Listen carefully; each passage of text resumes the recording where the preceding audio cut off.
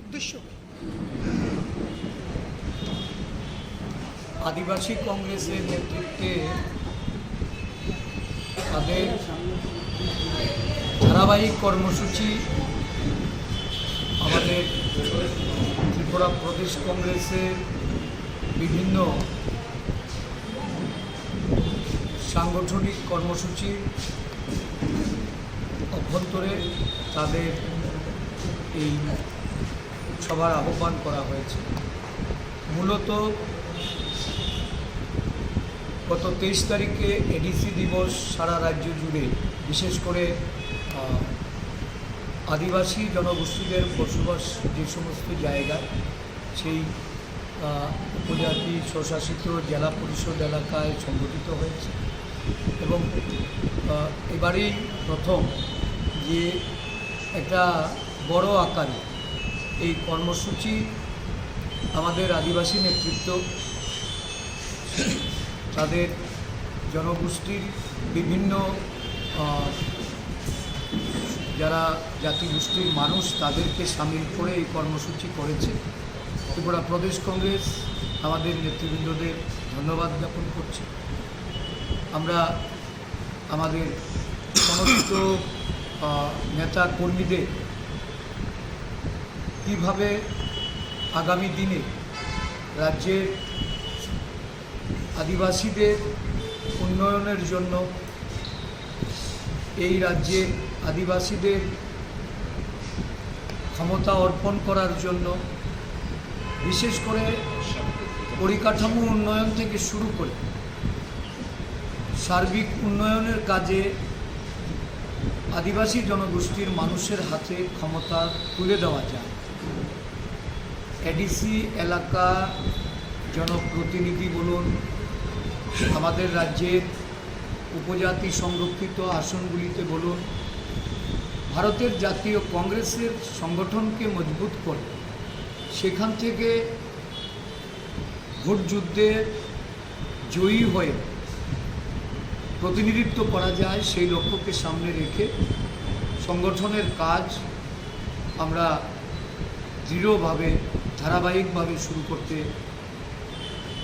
আজকে এই সভার মধ্য দিয়ে আমরা কিছু সিদ্ধান্ত গ্রহণ করব। তাছাড়া ভারতীয় জাতীয় কংগ্রেসে সদস্য নবীকরণ এবং আদিবাসী জনগোষ্ঠীর মানুষকে নতুনভাবে সদস্য গ্রহণের ক্ষেত্রে আমাদের সংগঠন আদিবাসী কংগ্রেস একটা গুরুত্বপূর্ণ ভূমিকায় তারা আগামী এই 1 মাস ব্যাপী প্রচার করবেন এবং সদস্য সংগ্রহ করবেন। এটা স্পেশাল ড্রাইভ, যদিও সারা বছর সদস্য সংগ্রহ করার সুযোগ রয়েছে, তারপরেও আদিবাসী কংগ্রেস সিদ্ধান্ত নিয়েছে যে আগামী 1 মাস জুড়ে তারা সমস্ত সংরক্ষিত এলাকা, এডিসি এলাকার এই জনগোষ্ঠীর বিভিন্ন অংশের মানুষকে এর মধ্যে তারা সামিল করবে।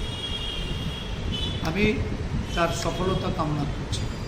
সাথে সাথে সংস্থানের ক্ষেত্রে নানা দুর্নীতি এবং প্রশাসনিক কাজকর্ম, এই সরকার যেভাবে আদিবাসী এলাকায় পিছিয়ে পড়া জনগোষ্ঠীর প্রতি যে বৈষম্য তৈরি করেছে, এর বিরুদ্ধে এই সংগঠনকে শক্তিশালী ভূমিকায় নিয়ে আগামী দিন পাহাড়, দুর্গম এলাকা, জনজাতি এলাকায় সমস্ত অংশের মানুষের জন্য তারা দাবি দেওয়া আদায়ে আন্দোলন কর্মসূচি আদিবাসীদের মূল্য। আদিবাসীর উন্নয়নে বর্তমান এডিসি প্রশাসন কীরকম কাজ করছে বলে মনে হয়? দেখুন, আমি যতটা জানি যে এডিসি প্রশাসনের প্রথমত তাদের বক্তব্য যে অর্থকরী বিষয়ে এই সরকার সহযোগিতা করছে, উন্নয়নের অর্থ এডিসির হাতে যাচ্ছে।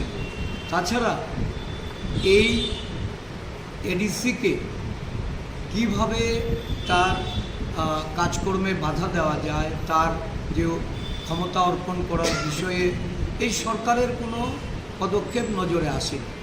আমরা বলবো যে ভারতীয় জাতীয় কংগ্রেস এডিসি ষষ্ঠ তফসিল যেমন সংবিধান সংশোধন করে দিয়েছে, সাথে সাথে সাংবিধানিক কাজ করতে গিয়ে বা প্রশাসনিক কাজ করতে গিয়ে যে সমস্ত দুর্বলতাগুলি ছিল সেগুলি দূরীকরণের লক্ষ্যেও ডক্টর মনমোহন সিংয়ের নেতৃত্বে যে কংগ্রেস সরকার ছিল সেই সরকারও আরেকটা সংশোধনী এনে তাদেরকে অধিক ক্ষমতা অর্পণ করার লক্ষ্যে তারা প্রস্তাব রেখেছিল।